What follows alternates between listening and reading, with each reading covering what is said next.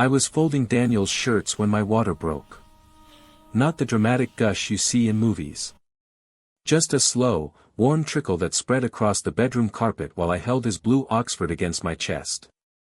The one he wore on our first date. The one that still smelled like his cologne, even though he hadn't worn it in months. I stood there, legs trembling, phone in hand. Called him 3 times. Voicemail. Voicemail. Voicemail. The contractions started 20 minutes later. I drove myself to the hospital, one hand on the wheel, the other pressed against my stomach, whispering to my daughter that everything would be okay. Lying to her already. Daniel showed up 4 hours after she was born. His tie was loose. Lipstick on his collar, not my shade. He looked at our daughter through the nursery glass for exactly 90 seconds, then told me he'd parked in a loading zone. I need to move the car, he said. He didn't come back that night. My daughter, Emma, had his eyes. Dark brown, almost black. The nurses said she was perfect. 7 pounds, 3 ounces. Full head of hair. When they placed her in my arms, she looked at me like she was trying to figure out if I was strong enough for what was coming. I wasn't. But I didn't know that yet. Daniel filed for divorce 6 weeks later. Not over dinner. Not even face to face. His lawyer sent the papers to the apartment, our apartment, the one his name wasn't on because my credit was better. I was nursing Emma on the couch when the courier knocked. She was cluster feeding, crying every hour, and I hadn't slept more than 90 minutes at a time in days. I signed for the envelope with one hand. Read it with her screaming in my arms. Irreconcilable differences. That's what it said. Legal talk for, I don't love you anymore, and I'm not going to pretend. There was a note paper clipped to the back. His handwriting was neat and slanted. Vanessa, I think we both know this hasn't been working for a while. I've met someone who makes me happy. Her name is Lauren. She's successful, ambitious, and we share the same goals. I need to be with someone who matches my energy. I hope you understand. I'll have my assistant coordinate pick up times for my things. I read it twice. Then I folded it into a small square and put it in the kitchen drawer, under the takeout menus. I didn't cry. Emma cried enough for both of us. Lauren Ashford. I googled her that night while Emma finally slept. Heiress. Venture capitalist. 34 years old. Her family owned half the commercial real estate in the city. She had a Wikipedia page. A TED Talk about disruptive philanthropy. In every photo, she wore white. Blazers, dresses, heels. Always white. Like she'd never spilt anything in her life. Daniel had met her at a networking mixer. He told me he was going to a work thing. Came home smelling like champagne and ambition. Started going to the gym at 5 a.m. Bought new suits. Whitened his teeth. I thought he was having a midlife crisis. Turns out he was just leaving. The divorce moved fast. Daniel's lawyer was expensive, sharp, vicious. Mine was a family friend who did wills and traffic tickets. Daniel wanted full custody every other weekend, no child support, said he'd been financially strained by my spending habits. I'd bought groceries and diapers. He'd bought a Rolex. But his lawyer was better. I got primary custody. He got weekends. The child support was a joke, barely enough to cover daycare. I was supposed to feel grateful. I didn't. I felt erased. I moved back into my old apartment. The one I'd lived in before Daniel. Smaller. Darker. The heat only worked in 2 rooms. Emma's crib fit in the corner of my bedroom, pressed against the window. At night, I could hear my neighbors fighting through the walls. I went back to work when Emma was 3 months old. Reception at a dental office. 8 hours on my feet, answering phones, smiling at people who didn't see me. My boss was kind. Let me pump in the supply closet. It smelled like bleach and mint. I cried there twice a week. No one noticed. Daniel got engaged 4 months after the divorce was finalized. I saw it on Instagram. Lauren's account, public, pristine. A photo of her hand, diamond the size of a keystone, Daniel's fingers laced through hers. The caption, "Forever starts now." 312 likes in an hour. I blocked her. Then unblocked her. Then spent 2 hours scrolling through her life. Charity galas. Yacht parties.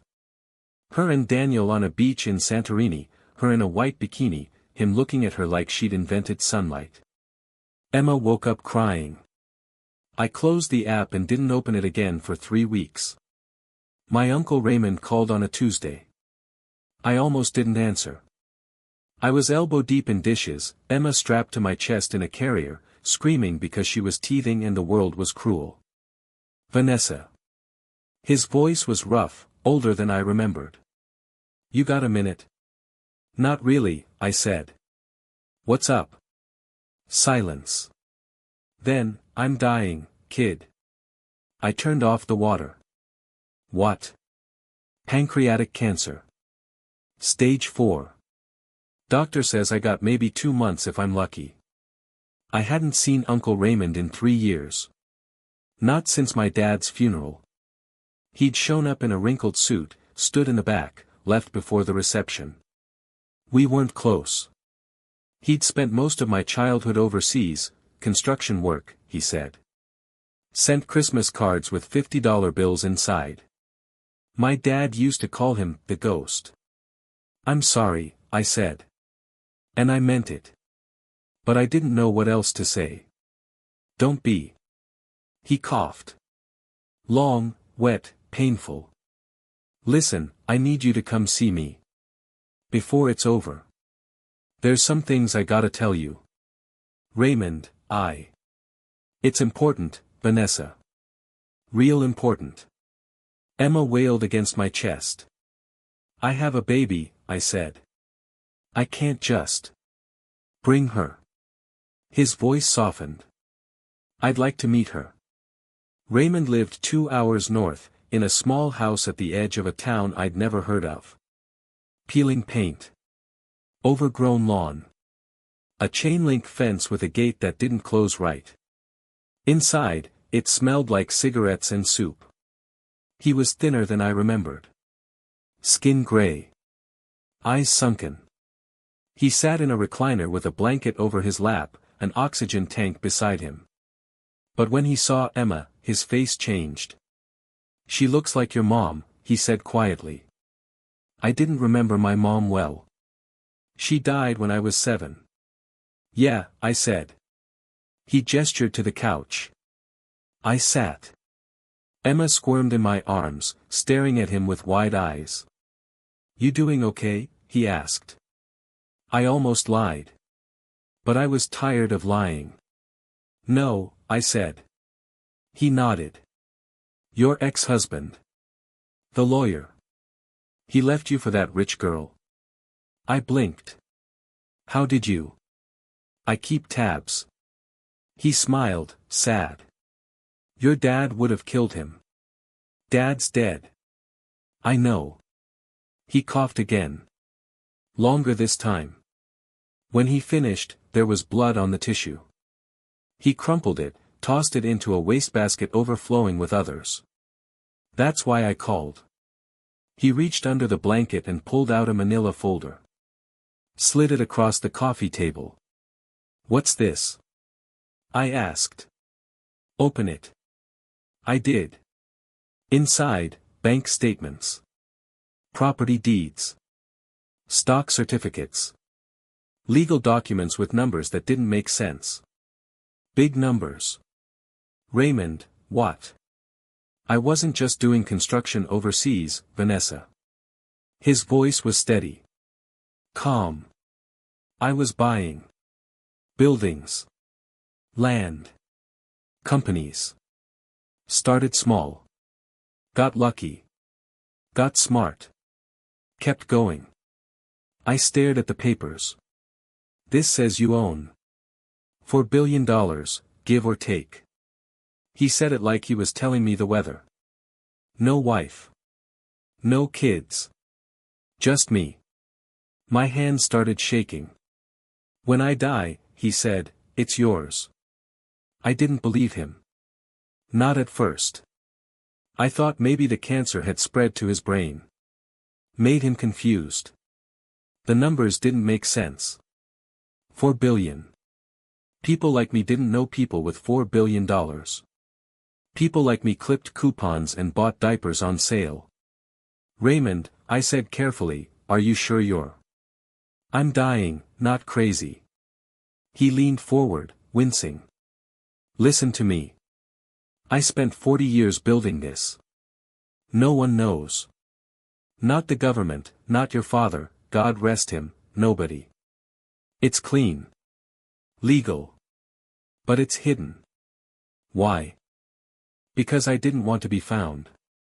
He looked at Emma, still in my arms. I didn't want people treating me different. Asking for things. Pretending to care. So why tell me? Because you're the only family I got left. His eyes met mine. And because I saw what that bastard did to you. I felt something crack inside my chest. I need you to promise me something, Raymond said. What? Don't tell anyone. Not yet. Not until I'm gone and it's all transferred. The lawyers will handle it. I got a good team. Discreet. When I die, you'll get a call. Until then, you keep living like you are now. Why? Because if people know you're about to inherit billions, they'll come crawling. Lawyers. Family you didn't know you had. Your ex-husband. My stomach turned. Daniel doesn't know about this? No one does.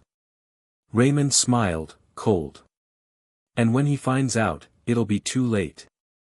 Raymond died 5 weeks later. Hospice called me at 3 a.m. said he went peacefully. I drove up that morning with Emma. The house was still. Cold. Someone had cleaned, probably a nurse. The oxygen tank was gone. I sat in his recliner and cried. Not for him. For me. Because I'd spent the last month thinking about what I'd do with the money. And every thought felt like poison. The lawyers contacted me 3 days after the funeral. A firm in the city. Glass tower. Waiting room with leather chairs and abstract art. The kind of place I'd never belonged. They sat me down in a conference room. 6 of them. All in suits. The lead attorney, a woman named Diane, slid a document across the table. Ms. Hartwell, your uncle's estate has been transferred to you. Everything, assets, holdings, accounts, is now in your name.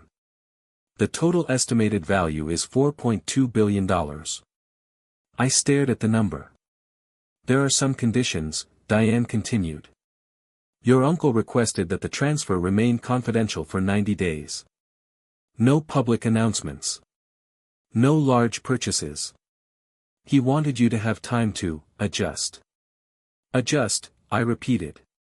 Yes. To become a billionaire. Correct. I started laughing. They looked uncomfortable.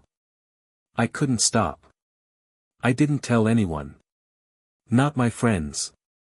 Not my coworkers. Not Daniel. I went back to work the next day. Answered phones. Smiled. Ate lunch in my car. At night, I'd log into the account the lawyers set up. Stare at the number. Refresh the page. Watch it grow with interest. $60,000 a day. Just from existing. I couldn't breathe when I thought about it too long. Daniel texted me in week 2. Hey. Can I pick up Emma this Saturday instead of Sunday? Lauren and I have a thing. I stared at the message. Then typed, no. He called immediately. What do you mean, no? I mean no, Daniel. You get her on Sundays. That's the agreement. Vanessa, come on. It's one day. Then you should have planned better. Silence. Is this because of Lauren? This is because you don't get to change the schedule whenever it's convenient for you. You're being petty. I'm being a parent. He hung up. I blocked his number for an hour. Then unblocked it. Because Emma needed a father, even if he was a terrible one. Week 3, I saw them at the grocery store. Daniel and Lauren. She was pushing the cart, one of those luxury ones with the smooth wheels, and he was beside her, hand on her lower back. They were laughing. She had a green juice in the cup holder. He was wearing the blue Oxford. My blue Oxford. I stood in the cereal aisle, Emma on my hip, and watched them. Lauren saw me first. She smiled. Wide, perfect, white. Walked over. Vanessa, hi. Like we were friends. Like she hadn't stolen my life. Daniel told me so much about you. I said nothing. And this must be Emma. She reached out and touched Emma's hand. My daughter pulled away. She's beautiful. You're so lucky. Lucky, I said. Daniel talks about her all the time. He's such a good dad. Something inside me snapped. Is he? I asked. He didn't show up when she was born. Forgot her first birthday. Cancels visits when you have plans. But sure. Great dad. Lauren's smile faltered. Daniel appeared tense. Vanessa. We were just talking, Lauren said, voice bright. I was saying how beautiful Emma is. We should go, Daniel said. Pulled her away. Lauren waved. I stood there until they left. Then I bought formula I didn't need and drove home. The 90 days ended on a Thursday. Diane called that morning. Ms. Hartwell, the confidentiality period is over. You're free to access the full estate. We'll be releasing a statement to the financial press this afternoon. A statement? Standard procedure for estates of this size. The business community will want to know. Can you not? I'm afraid it's required. But we'll keep your personal information private. She hung up. I sat on the floor of my apartment, Emma playing beside me, and waited. The story broke at 2 p.m. Mystery heir inherits $4.2 billion fortune from reclusive investor Raymond Hartwell. My phone started ringing. Numbers I didn't know. Emails. Facebook messages from people I hadn't spoken to in a decade. Hey girl. Long time. We should catch up. Vanessa, it's your cousin Mike. Not sure if you remember me, but I have an amazing investment opportunity. I turned my phone off. Then turned it back on. Because Daniel had custody this weekend. He called at 4 p.m. Vanessa. His voice was different. Careful. I saw the news. Okay. Is it true? Yes. Silence. Why didn't you tell me? Why would I? Because I'm Emma's father. Because we were married. Because you thought I'd always be broke. I asked. Because you left me for someone richer. That's not fair. No, Daniel. Fair would have been you showing up when your daughter was born. He exhaled. I want to talk. In person. About what? About Emma. About us. About making sure she's taken care of. She's already taken care of. Vanessa, please. Just coffee. 1 hour. I should have said no. But I wanted to see his face. Saturday, I said. 10 a.m. The cafe on 5th. I'll be there. He showed up at 9:45. Freshly shaved. New suit. Hair styled. He looked like he was going to a job interview. I was wearing jeans and Emma spit up on my shoulder. "Hey," he said. Smiled. The one he used in court. "You look good." I sat down. "What do you want, Daniel?" He ordered a latte. I ordered nothing. "I've been thinking," he said. "About Emma. About the kind of life she deserves. She has a life. But she could have more. Private schools. Opportunities. I want to be more involved. You are involved. Every other weekend. I mean full custody. Or at least 50-50. My blood went cold. No. Vanessa, be reasonable. You have resources now. You don't need to work. You could focus on being a mom. We could co-parent properly. We have an agreement. Agreements can change." He leaned forward. "I talked to my lawyer. Given your new financial situation, we could revisit the arrangement. Make sure Emma has stability. 2 parents. 2 homes. You want custody now that I have money. That's not. Get out. Vanessa. Get the fuck out, Daniel." People stared. He stood. Adjusted his tie. "My lawyer will be in touch." He filed the motion the following Monday. Request for modified custody arrangement. Cited my sudden acquisition of extreme wealth and lack of stable housing as reasons Emma needed additional paternal presence. His lawyer was smart. Made it sound like he cared. Like he wasn't just trying to get close to my money. Lauren called me that night. I don't know how she got my number. "Vanessa, it's Lauren. Please don't hang up." I almost did. I just wanted to say that this isn't what I wanted. The custody thing. I told Daniel to leave it alone. But he didn't. No. She sighed. "Look, I know you hate me. I get it. But I'm not trying to take Emma from you. I just want you to know that. Then tell him to drop it. I can't control him. You're marrying him. I know. And I love him. But he's been different lately. Since the news. He keeps talking about Emma. About being a better father. I think he's trying to prove something." "To whom?" "To you. To himself. I don't know."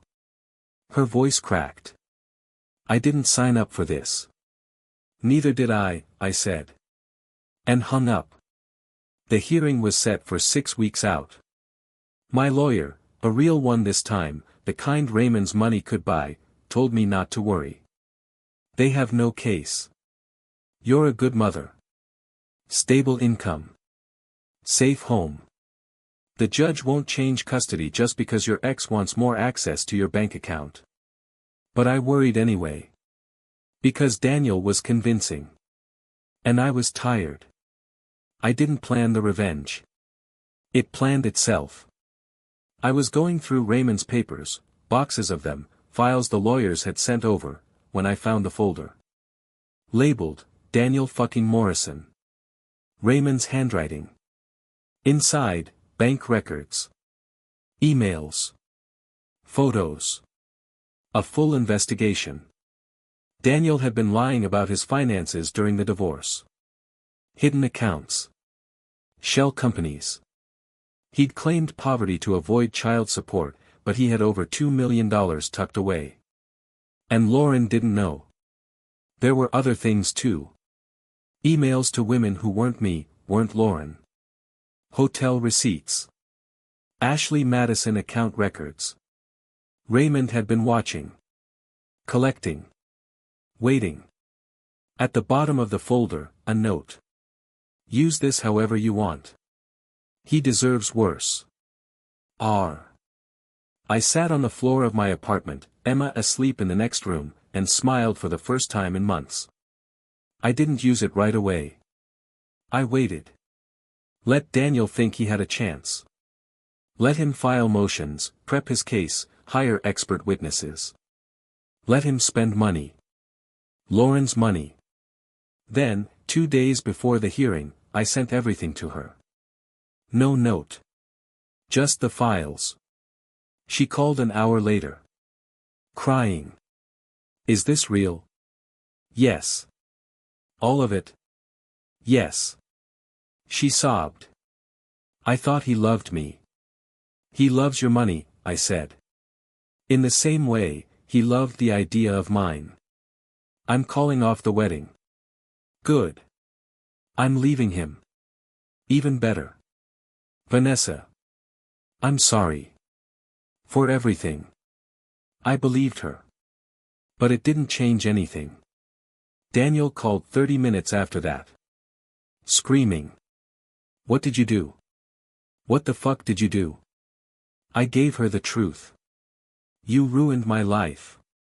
No, Daniel. You did that yourself. She's leaving me. Taking everything. I have nothing.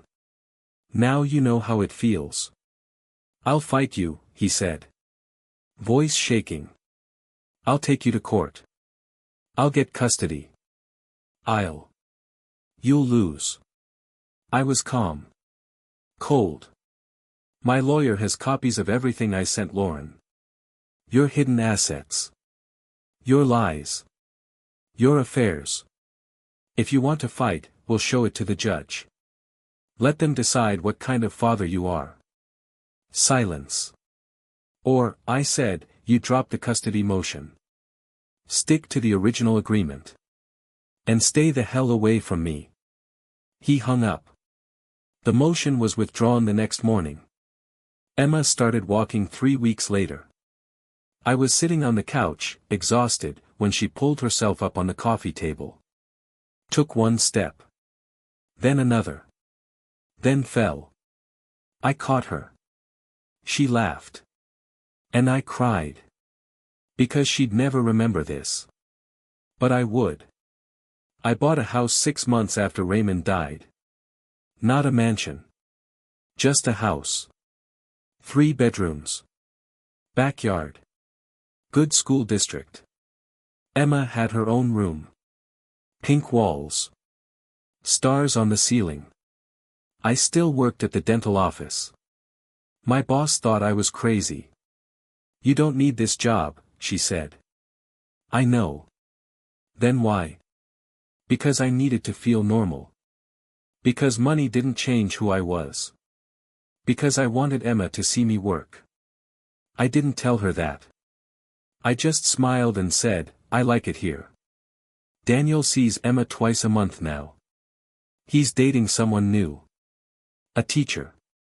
Normal. Kind. I hope she's smarter than I was. Lauren sent me a gift when Emma turned 2. A savings bond. A note that said, for her future. I'm sorry for mine. I put it in a drawer. Maybe I'll give it to Emma someday. Maybe I won't. I think about Raymond sometimes.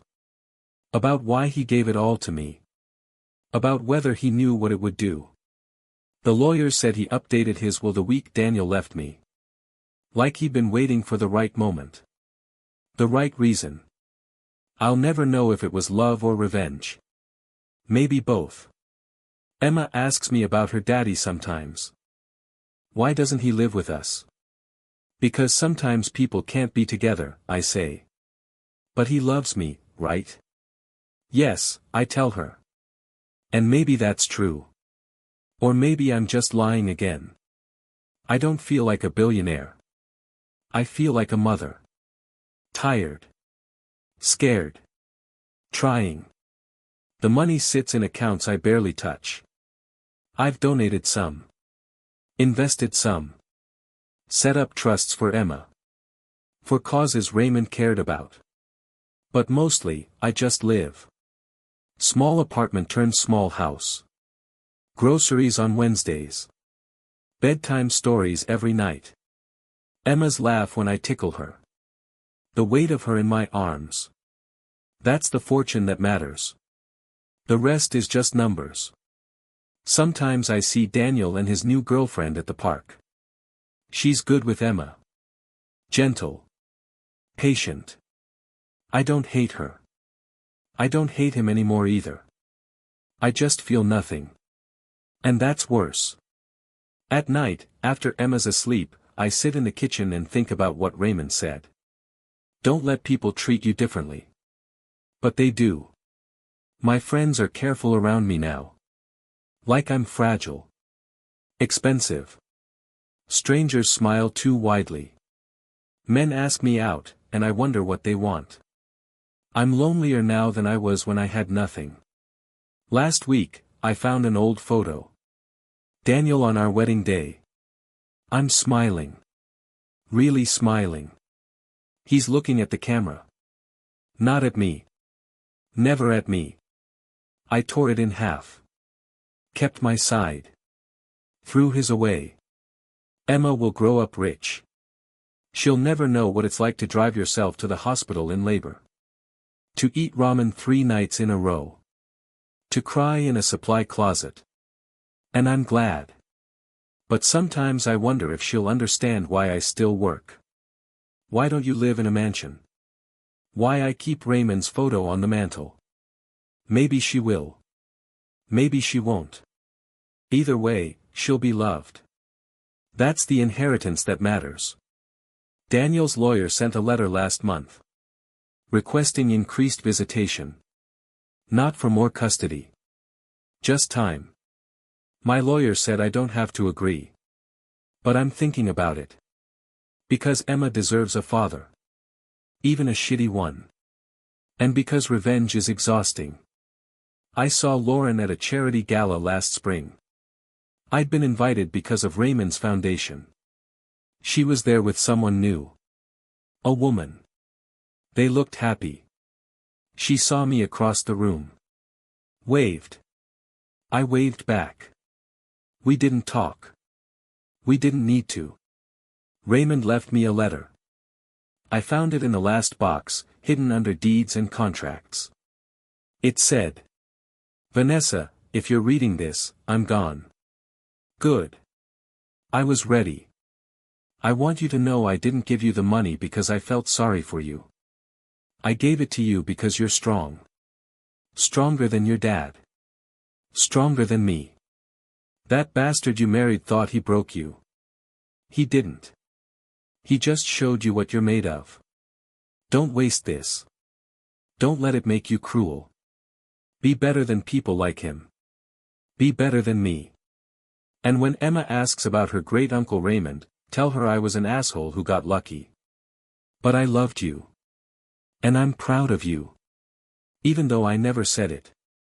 I cried for an hour. Emma woke up. I held her and read it again.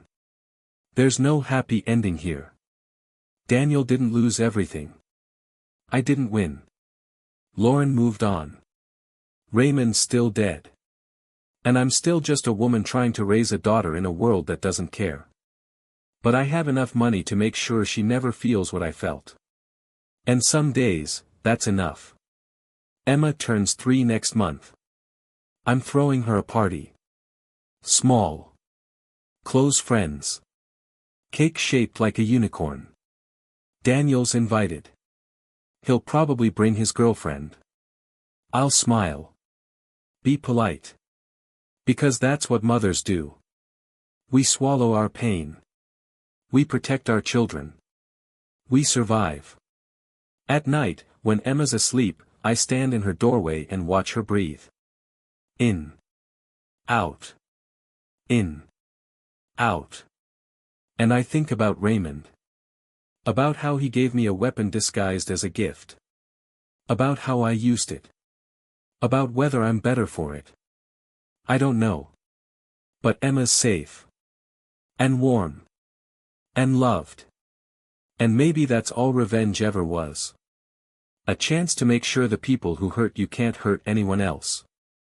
I still work at the dental office. My boss stopped asking why. The patients don't know. I like it that way. Because for 8 hours a day, I'm just Vanessa. Not a billionaire. Not a divorcee. Not a victim. Just a woman answering phones. Smiling. Surviving. Last night, Emma had a nightmare. She woke up crying, reaching for me. I held her. Sang her the song my mother used to sing to me. The one I barely remember. She fell asleep in my arms. And I stayed awake. Watching her. Thinking about all the ways I could protect her. All the ways I'd fail. All the ways she'd have to protect herself. Because money can't save you from everything. It can't make people love you. It can't bring back the dead. It can't erase the past. It can only give you options. And sometimes, options are the cruelest gift of all. Daniel texted me this morning. Thank you for letting me see her. I know I don't deserve it.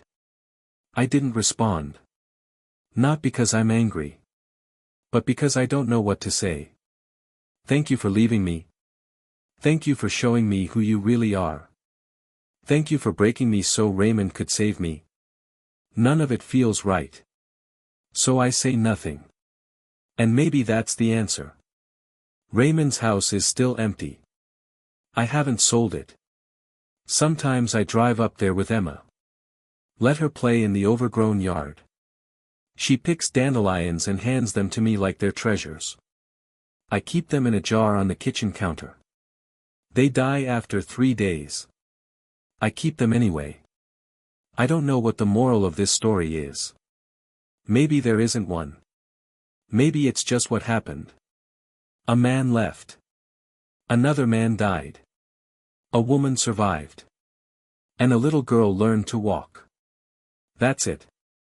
That's all it is.